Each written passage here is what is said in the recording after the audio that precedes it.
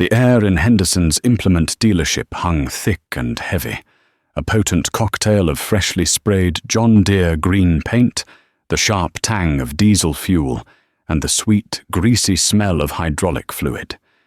It was the scent of progress, the smell of money. Outside, the July sun of 1972 beat down on the baked asphalt lot, making the new tractors and combines shimmer like green and yellow mirages. Inside, under the slow, churning ceiling fans, Richard Davies was holding court. "Another 160 acres," Rich announced, leaning against the counter, his brand-new denim jacket still stiff and dark. He wasn't a man who wore his work clothes to town. "Closed on it this morning. Old man Hemlock's place. Bank was practically begging me to take the money." He took a slow sip from a bottle of Coca-Cola, making sure everyone in the little showroom saw the casual confidence in his movements. A few of the other farmers, men in sweat-stained seed corn caps and worn-out work boots, nodded in admiration. Rich was the future. He'd taken over his father's modest 300 acres just 5 years ago, and had already tripled it. He drove a new International Harvester 1066, the one with the Deluxe cab, air conditioning, and an 8-track player. He farmed with a swagger, armed with a checkbook and an open line of credit from the Providence County Bank. That's when I walked in. The little bell over the door chimed, a sound that hadn't changed since my father first brought me in here as a boy. I let the screen door slap shut behind me, blinking as my eyes adjusted from the glare outside. I was there for a set of points and a condenser for the distributor on my old Farmall M. A $5 part, maybe. My hands were stained with grease from the morning's work, the lines in my palms permanently etched with the black of the good earth and the oil that kept my old iron alive. I nodded a quiet hello to the men and made my way to the parts counter. Rich Davies turned, a slow smirk spreading across his face. "Well, look what the cat dragged in. Art Madsen. Don't tell me that old museum piece of yours broke down again." A few of the men chuckled. They weren't bad men, just caught up in the tide of the times. The talk everywhere, from the coffee shop to the grain elevator, was of expansion. Get big or get out. Leverage your assets. Debt was a tool, they said, just like a plow or a planter. "She still runs, Rich," I said, not looking at him, keeping my eyes on the grizzled parts man, old Gus, who was already shuffling toward the back bins. "Just needs a little tune-up. Like all things of quality, she appreciates the attention." "Attention?" Rich laughed, a loud, booming sound that filled the small space. "Art, you spend more time wrenching on that junk than you do in the field. I put in 80 acres of beans this morning before the dew was even off. My 1066 didn't even break a sweat. What did you get done? Change the oil on that old John Deere B?" I finally turned to face him. He was younger than me by 10 years, but he looked at me like I was a relic from another century. "I got the North 40 cultivated," I said evenly. "And I did it with a tractor my father paid cash for in 1951. A tractor that I own. Every nut, every bolt. Can you say the same about that big red thing of yours? Or does Mr. Abernathy at the bank hold the real title?" The room went quiet. The other farmers shuffled their feet, suddenly very interested in the tire treads on a new riding mower. Rich's face flushed a shade redder than his prized tractor. He wasn't used to being challenged. He saw my life, my quarter section of black dirt, my meticulously maintained but ancient machinery, my refusal to borrow a single dime, as a personal insult to his modern way of thinking. Before he could retort, Mr. Henderson, the owner of the dealership, came bustling out of his office, wiping his hands on a rag. He was a man who could smell a commission from a mile away, and Rich Davies smelled like a whole fleet. "Richard, Just the man I wanted to see," Henderson boomed, clapping Rich on the shoulder. He completely ignored me.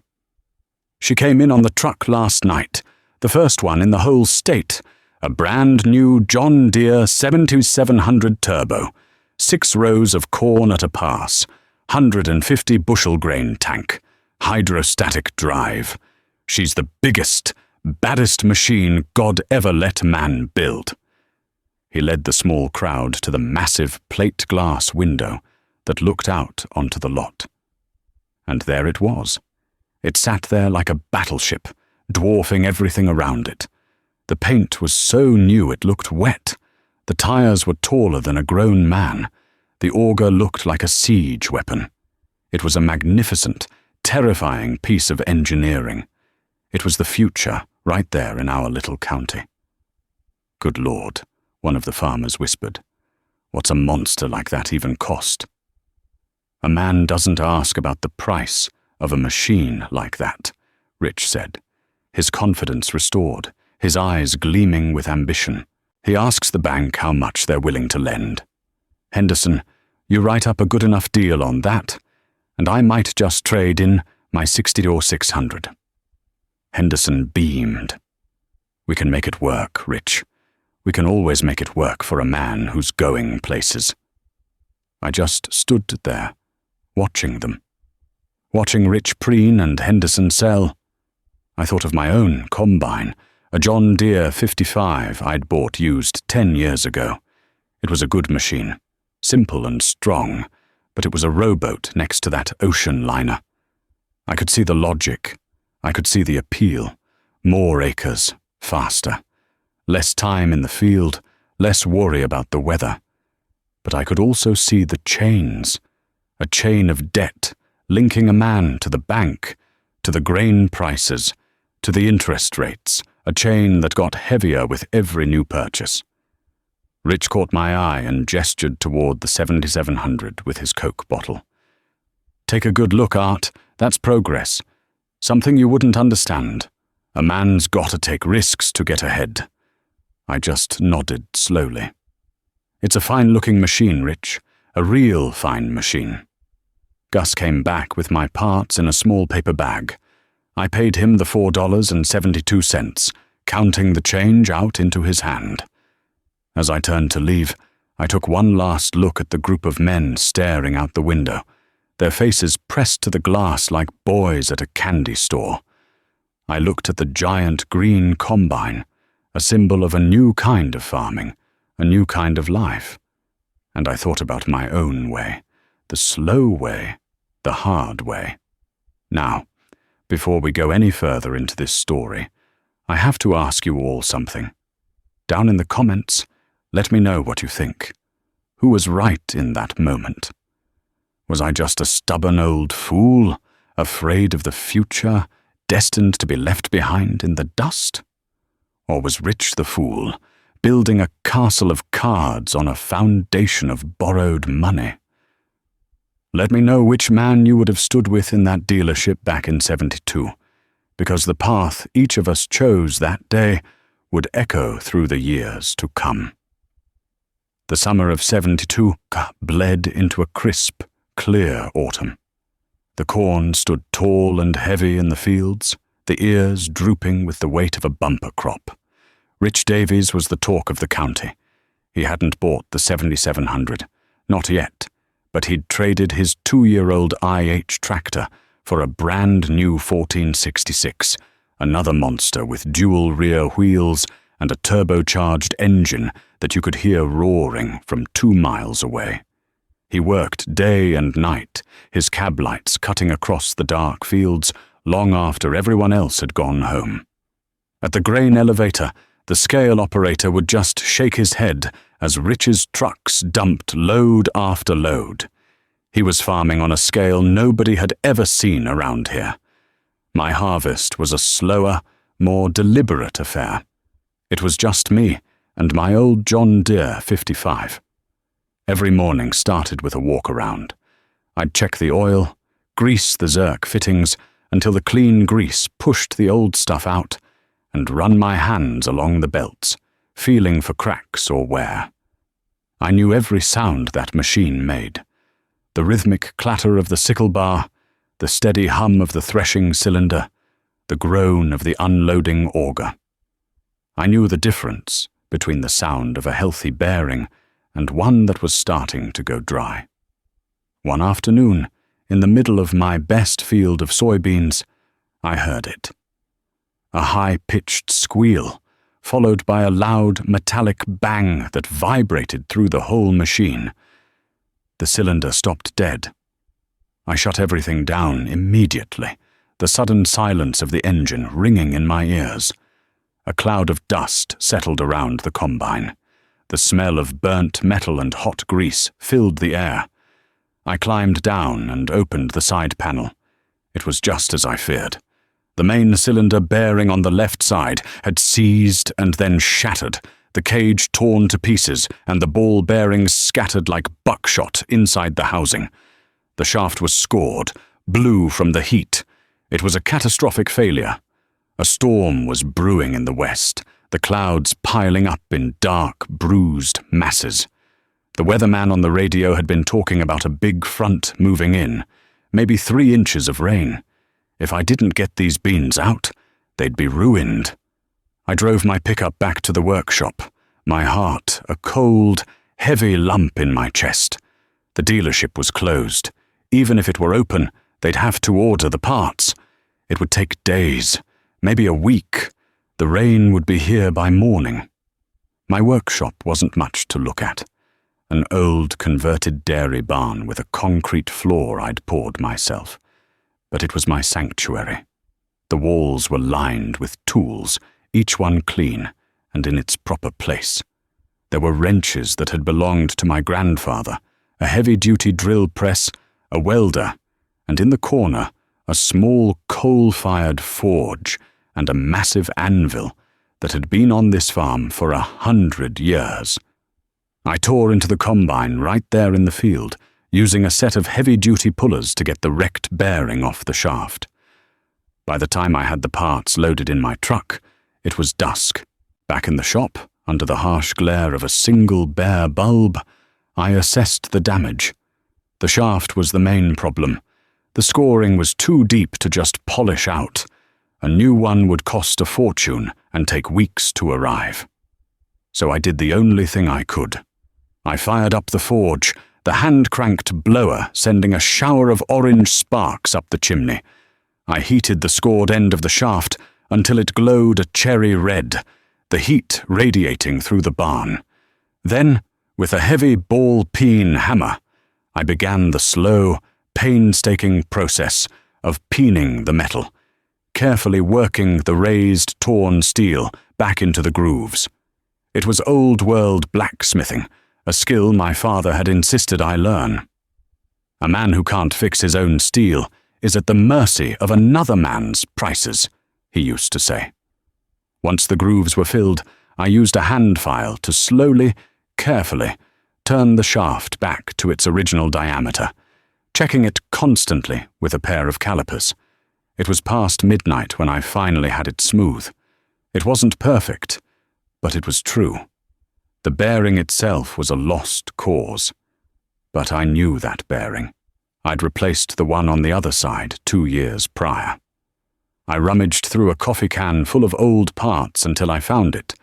The cage was a little worn, but the race and the balls were still good. It was a long shot.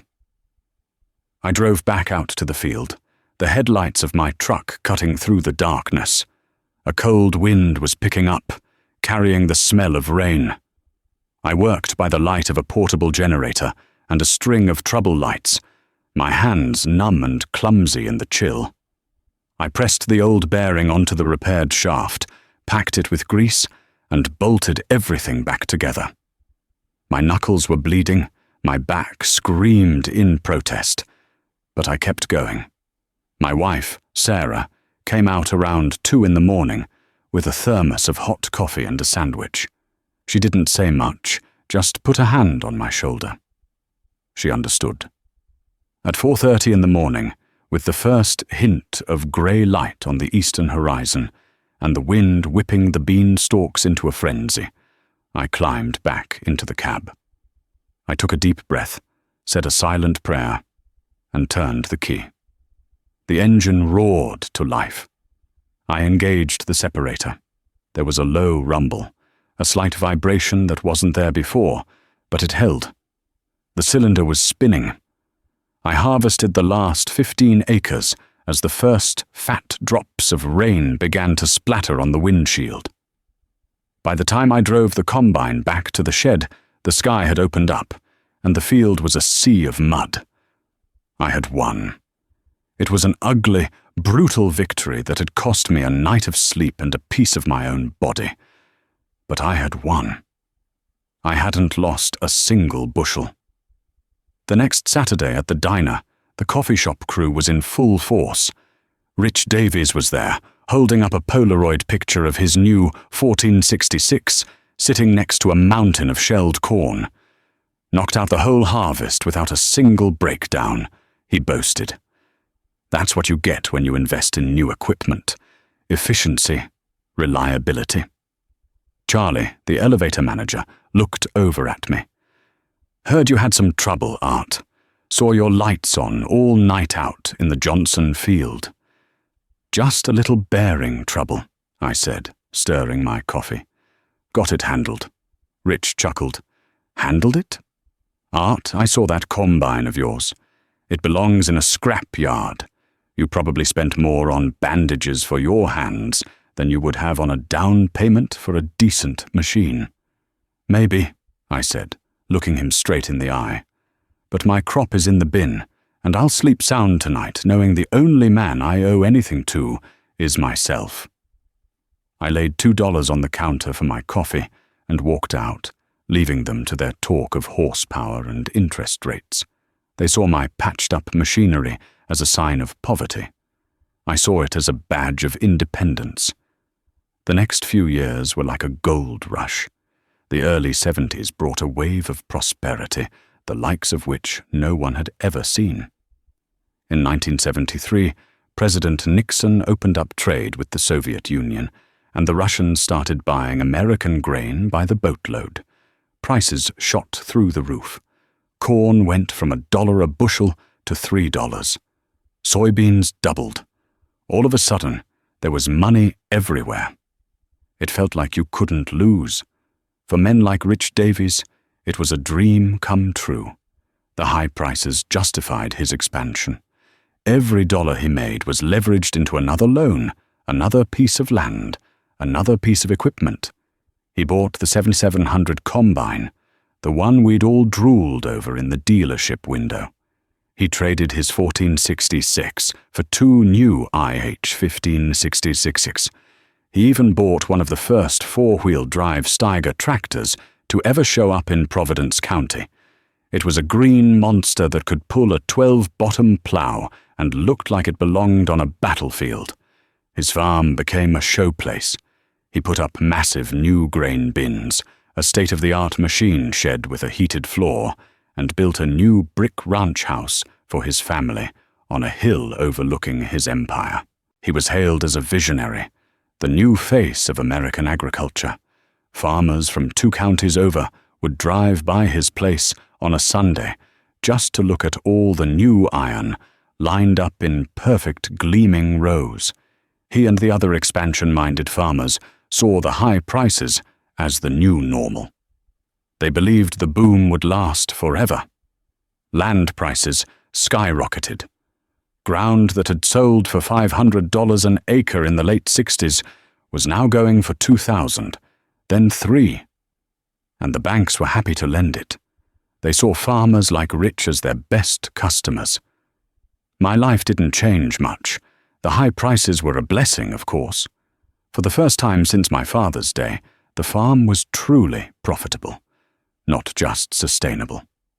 The money came in, and I used it to pay off the last of the farm's old debts, a small operating note my father had taken out years ago that we'd just been servicing the interest on. The day I walked out of the bank with the paid-in-full stamp on that note was one of the proudest days of my life. I fixed things. I put a new steel roof on the main barn, a job I did myself with the help of a neighbor. I rewired the house. I bought Sarah a new Maytag washer and dryer set, the first new appliances she'd ever had. I replaced the engine in my old pickup truck, rebuilding a Chevy 350 on a stand in my workshop. But I didn't buy new tractors. I didn't buy more land at those inflated prices.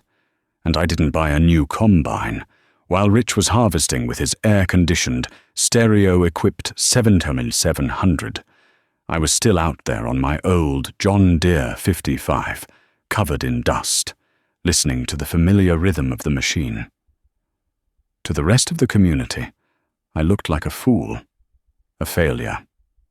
They saw me as a man who was too timid, too stuck in his ways to seize the opportunity of a lifetime.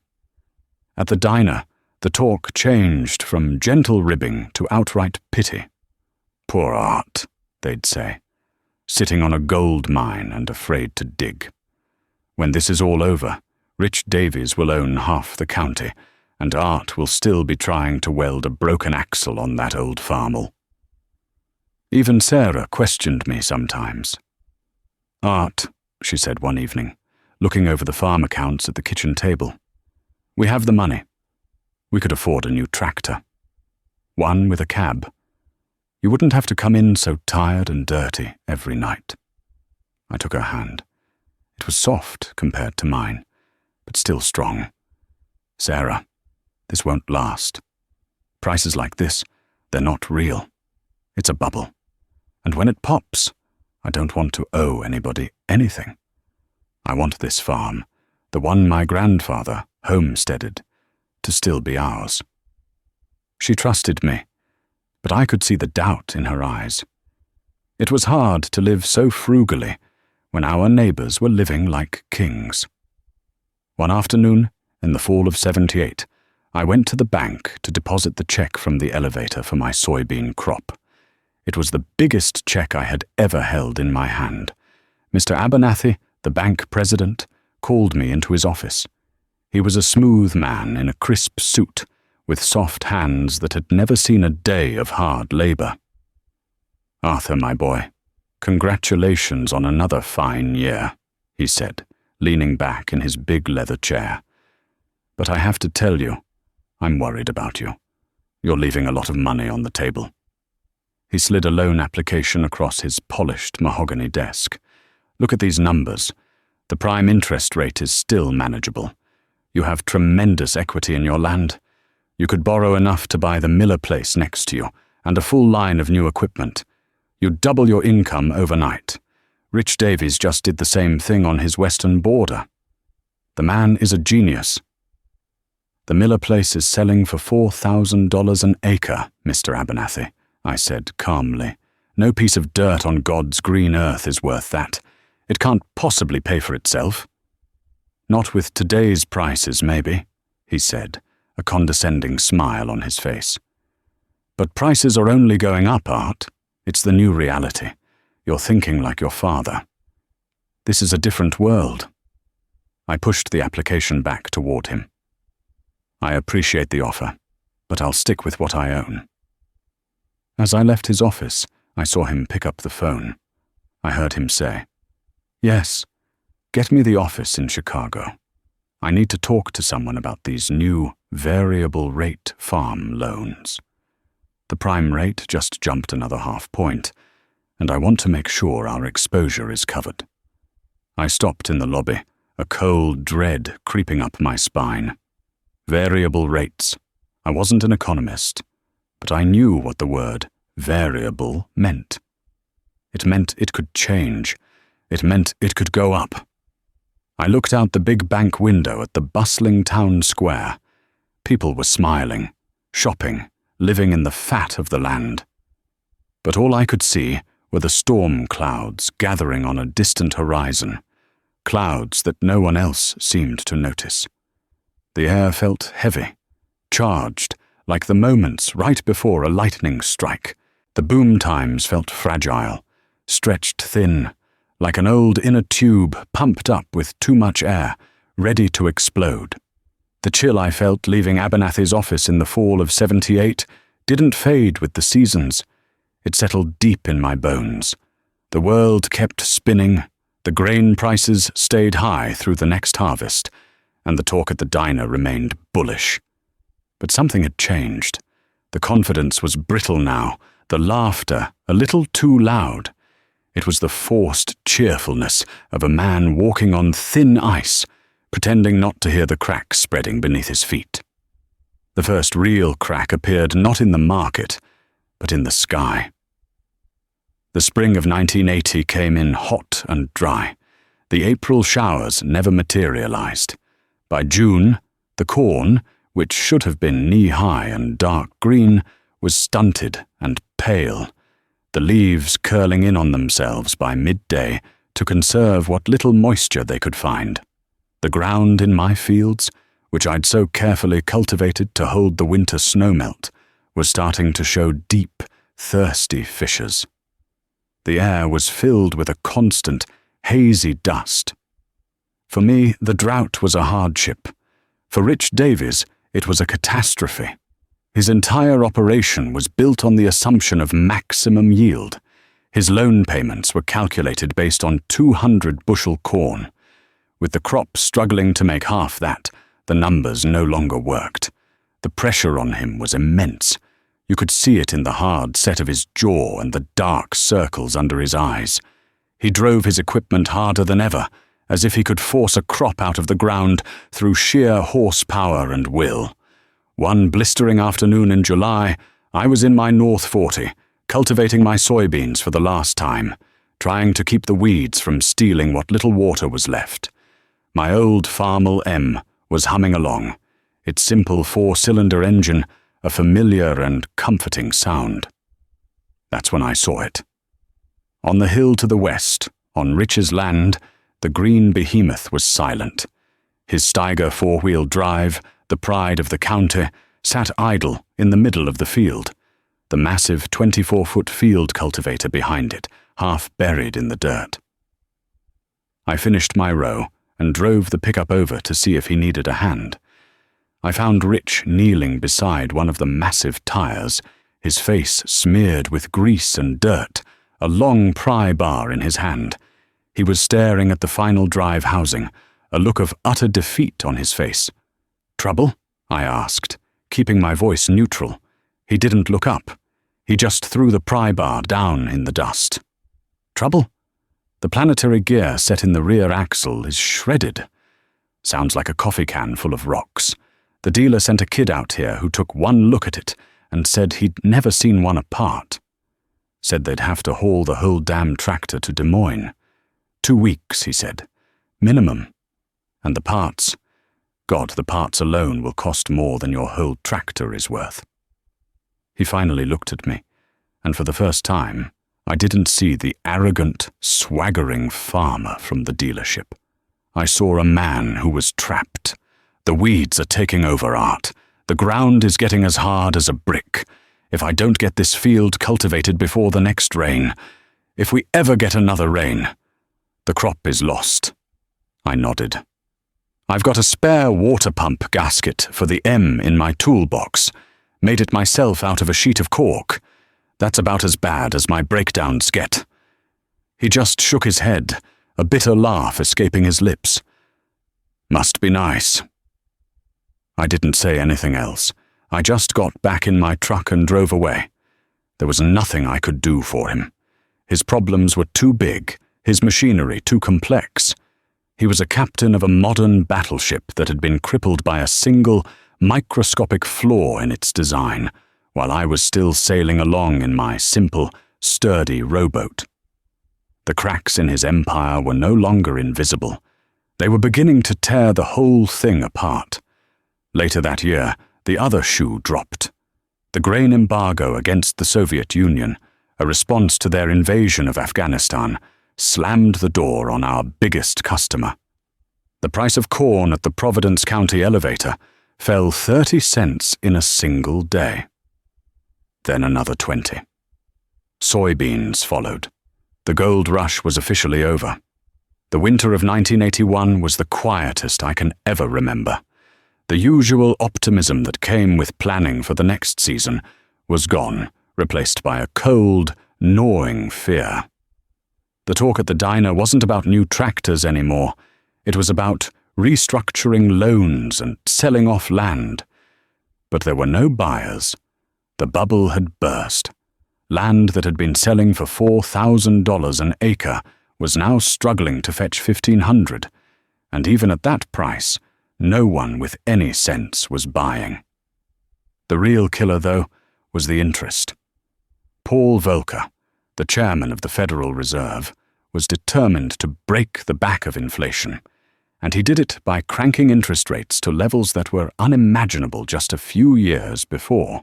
The variable rate loans that Mr. Abernathy had been so proud to sell were now ticking time bombs. The prime rate climbed to 15%, then 18%. By the summer, it peaked at over 20%. Men who had borrowed money at 8% to buy land and equipment were now paying more than double that. Their operating notes for seed and fertilizer became anchors, dragging them under. Every morning, you'd check the paper, not for the weather, but for the auction bills. The section was filled with them, a weekly roll call of the damned. Good families, good farmers, people who had farmed the same ground for generations were being wiped out. Their names and their life's work were reduced to a list of assets in cold black ink. One IH 1466 tractor, good rubber. One JD 7700 combine, hydrostat. 320 acres more or less, Providence Township. It was a plague. It swept through the county, silent and merciless. The bank, once the farmers' greatest ally, had become their executioner. Mr. Abernathy no longer walked through the lobby with a smile. He stayed locked in his office, making calls, his face a grim mask. Rich Davies held on longer than most. He was leveraged to the hilt, but he was a fighter. He sold off his second farm, the one he'd bought at the peak of the market, for a staggering loss. He sold one of the 15 STS. He let his hired man go. He and his wife and their teenage son tried to do it all themselves, working from before dawn until long after dark. But it was like trying to bail out the ocean with a bucket. The interest payments were relentless. They grew larger every month, consuming every dollar he made, then consuming his equity, then consuming his hope. My farm survived. It didn't thrive, not in those years, but it survived. My yields were down from the drought, and the prices were terrible, but my costs were a fraction of my neighbors'. My biggest expenses were diesel fuel and seed corn. I had no equipment payments. I had no land payments. And most importantly, I had no interest payments. The 20% interest rate that was destroying my neighbors was just a number in the newspaper to me. I spent that winter in my shop, fixing my own machinery, and often the machinery of my neighbors. Men would show up at my door, their faces etched with worry, holding a broken part from a planter or a cultivator. They couldn't afford the dealership's prices or the downtime. I never charged them much, sometimes just trading for a few bushels of oats or a side of beef. We were all in it together, a community clinging to the wreckage. The day Rich Davies's auction bill went up was a cold, grey Saturday in March of 1983. I saw it tacked to the bulletin board at the post office. It was like reading an obituary. His entire life was listed there. The brick ranch house, the massive machine shed, the towering grain bins, and all the gleaming iron he had been so proud of. 1,600 acres. Everything. The bank had finally called his note. The day of the auction was even colder, with a raw wind that cut to the bone. Half the county was there, but nobody was talking much. They stood in small, quiet groups, their hands shoved in their pockets, their faces grim. It wasn't a celebration. It was a wake. This wasn't just Rich's failure. It was a symbol of their own fears. It could have been any one of them. I saw Rich standing by the machine shed, his wife and son beside him. He looked 10 years older. The swagger was gone, replaced by a hollowed-out emptiness. He wore an old, worn-out work coat, the kind of thing he would have sneered at a decade ago. He watched as the auctioneer, a fast-talking man in a cowboy hat, climbed onto the back of a flatbed truck. The sale started with the small items, the tools from the shop. Then came the machinery. The magnificent Steiger four-wheel drive, the one that had sat broken in the field, went first. A syndicate of investors from out of state bought it for less than half of what Rich still owed on it. The 7700 Combine, his symbol of progress, sold for a third of its original price. One by one, his dreams were auctioned off to strangers. When the auctioneer got to the land, a hush fell over the crowd. He sold it off in parcels. The newer ground went first. Finally, he got to the last parcel. All right, folks, here's the home place. 160 acres with a fine brick home, machine shed, and grain storage. The original Davies family farm. Mr. Abernathy from the bank stood beside the auctioneer, looking nervous. He needed to get a decent price to cover his losses. But the bidding was sluggish. Nobody had any money. The price stalled out at a number that was insultingly low. Abernathy, looking pale, finally bid it in himself. The bank was now the official owner of the Davies family legacy. The auctioneer slammed his gavel down. Sold to Providence County Bank. It was over. Rich Davies, the man who was supposed to be the future of farming, was wiped out. He owned nothing but the clothes on his back and a mountain of deficiency debt that would follow him for the rest of his life. As the crowd began to disperse, I just stood there by my old pickup, watching a family's world come to an end. It wasn't a victory. There was no satisfaction in it. It was just a profound, heart-breaking tragedy. A week after the auction, there was a knock on my back door. It was late, well after dark. I opened it to find Rich Davies standing on the porch, his shoulders slumped, his face illuminated by the single yellow bulb. He wouldn't meet my eyes. He just stood there, turning his worn-out cap over and over in his hands. "Art," he said, his voice barely a whisper. I heard you might be looking for some help this spring." The bank had given him 30 days to vacate the house. He had nowhere to go, no job, and a family to feed. The man who had once mocked my old-fashioned ways was now standing on my doorstep, asking for a job driving the very same ancient tractors he had ridiculed. This was the moment. The moment I could have said, "I told you so." The moment I could have savored my vindication. But looking at the broken man in front of me, all I felt was a deep, weary sadness for what had been lost. Not just for him, but for all of us. "I could use a hand," I said, opening the door wider.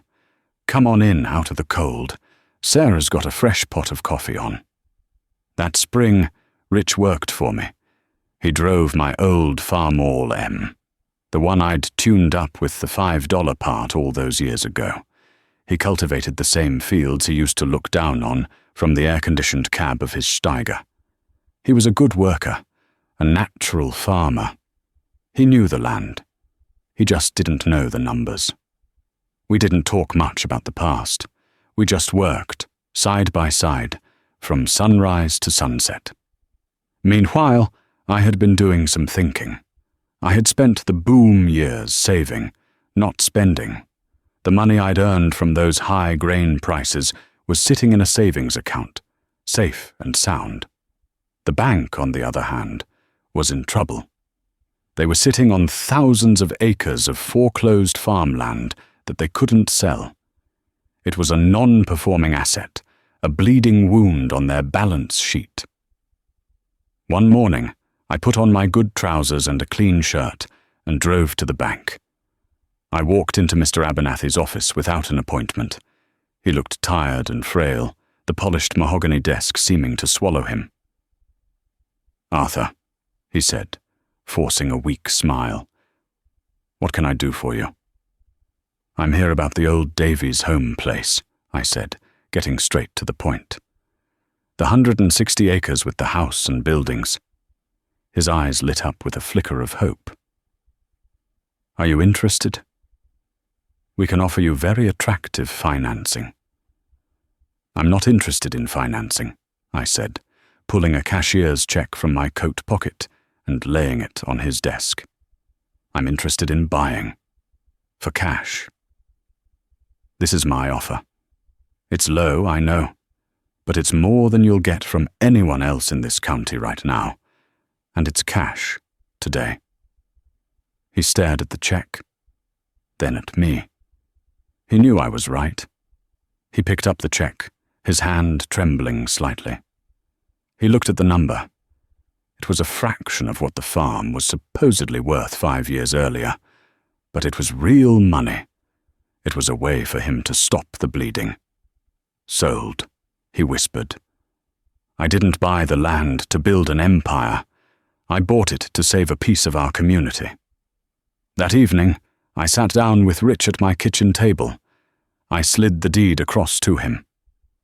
"I'm not a landlord, Rich," I said, "and I don't want to be. I want a neighbor. You and your family can stay in the house. You can farm that quarter section. We'll work out a fair crop share agreement, and I'll give you a 10-year option. If you can get back on your feet, you can buy it back from me for exactly what I paid for it. Not a penny more." He stared at the deed, then at me. His eyes filled with tears. For the first time in years, he looked me straight in the eye. "Why, Art? After everything. Why?" "Because this land was your father's," I said, "and his father's before him. It doesn't belong to a bank in Des Moines. It belongs in the hands of a Davies. You just got caught in the storm. Everybody needs a second chance." The years that followed were lean, but they were good. The community slowly began to heal.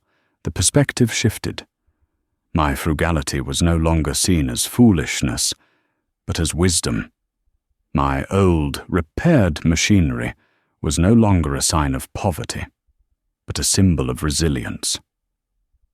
The men at the diner would still gather, but the talk was different. They talked about soil conservation, about keeping debt low, about the right time to fix something instead of replacing it. They'd often turn to me and ask, "What do you think, Art?" And I'd tell them. Rich Davies became the best neighbor a man could ask for. He farmed his quarter section with a fierce dedication I had never seen before. He bought older, smaller equipment at auctions, paying cash. He learned to weld. He learned to fix his own engines. 7 years after I bought his farm, he walked into my kitchen and laid a cashier's check on the table, buying back his family's legacy. My own son, Tom, grew up through all of this. He saw the boom and he saw the bust. He worked alongside me and Rich, learning the lessons not from a book, but from the hard, cracked earth itself. One evening in the late 80s, Tom and I were standing on the hill overlooking our land as the sun went down. The fields were healthy, the corn was tall, things were good again, but it was a quiet, earned goodness, not the frantic, feverish kind from before. "Dad," he said, "I was looking at the new Case IH Magnum tractors. They've got power shift transmissions, front wheel assist. We could cover twice the ground in a day." I smiled and put my arm around his shoulder. "It's a fine-looking machine, son. A real fine machine." I looked out at the land, the rich, black soil that had sustained my family for a century. But it's not about how much ground you can cover in a day. It's about how much ground you can hold on to for a lifetime. Remember that. This land doesn't care if you farm it with a new tractor or an old one. It only cares that you respect it. And the banker, well, the banker will lend you an umbrella when the sun is shining and ask for it back the minute it starts to rain. The only man you ever want to be in debt to is yourself." He nodded, understanding. He had seen the truth of those words firsthand. Together, we watched the last sliver of sun dip below the horizon, casting long shadows across the fields. The air grew cool, carrying the sweet smell of cut hay and damp earth. An old Farmel M sat in the machine shed, its paint faded, but its engine sound, paid for in full, ready for another day's work. It wasn't a symbol of progress, perhaps, but it was a monument to survival. And in the heartland, survival is what matters most.